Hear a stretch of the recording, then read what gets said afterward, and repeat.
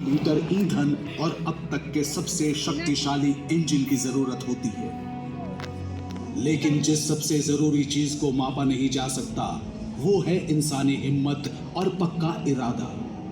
अति ज्वलनशील ईंधन भरे इस विशाल सिलेंडर के ऊपर बैठे अभियान दल ने खुद को उन हजारों लोगों के भरोसे सौंप दिया है जो लॉन्च को संभव बनाते हैं। सोचिए, इग्निशन से ठीक पहले के उन आखिरी पलों में आपके मन में क्या चल रहा होगा।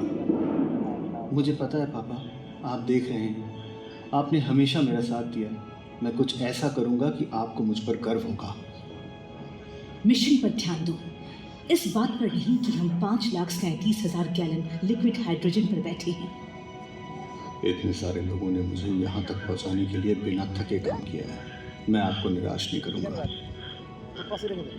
मम्मी के पास जिगी है, हम जल्दी वापस आएंगे और तुम्हें इसके बड़े रोमांच के बारे में सब कुछ बताएंगे। 4, 3, 2, 1।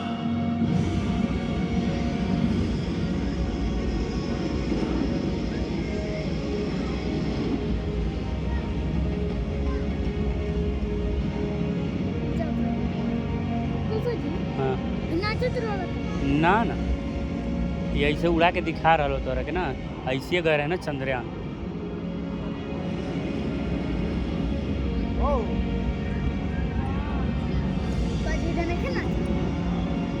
यहाँ कुछ नहीं ना बेटा, ऊपर के सब कमाल बा।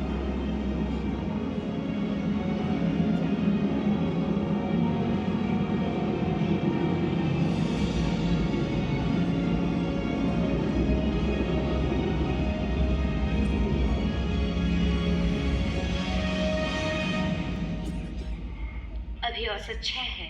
अलगाव की तैयारी करें। समय पर ऑटो कट ऑफ।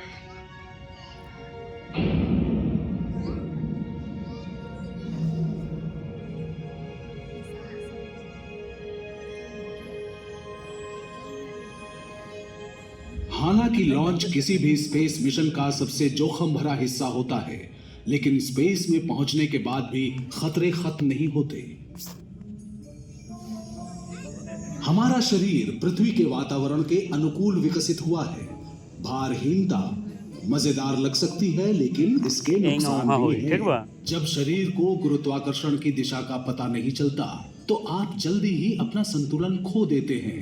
इस कारण 10 में से लगभग 7 अंतरिक्ष यात्रियों को मोशन सिकनेस होती है। आपके शरीर में विभिन्न द्रव्य पदार्थ भी अलग तरह से काम करते हैं।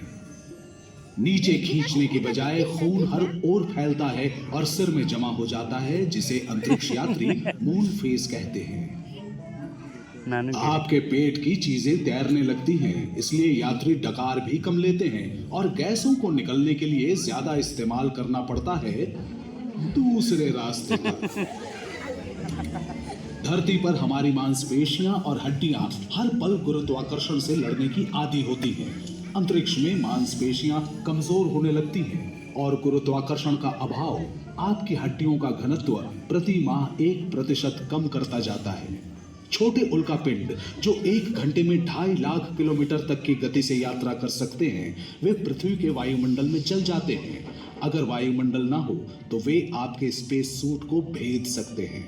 हम जितनी दूर जाएंगे और अंतरिक्ष में जितना ज्यादा समय बिताएंगे, खतरे उतने ही ज्यादा गंभीर होते जाएंगे। सुपरनोवा विस्फोटों से निकलने वाली कॉस्मिक किरणें लगभग प्रकाश की गति से यात्रा करती हैं और जो भी उनके रास्ते में आता है उसे सीधे भेद देती हैं।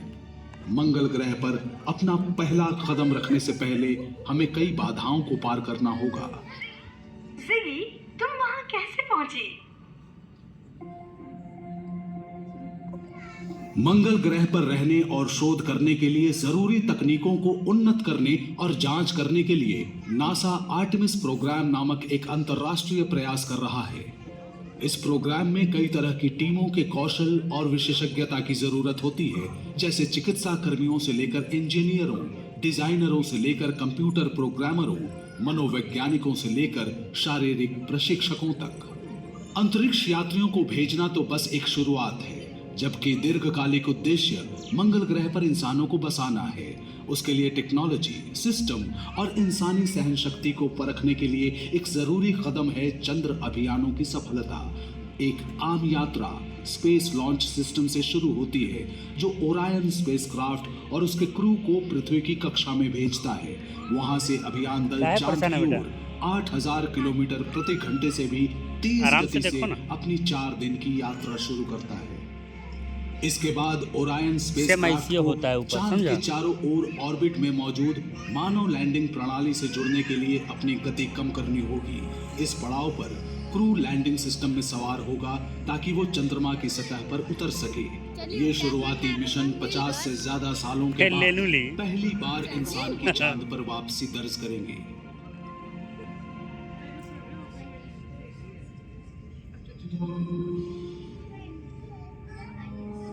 भविष्य के अभियान एक नए लूनर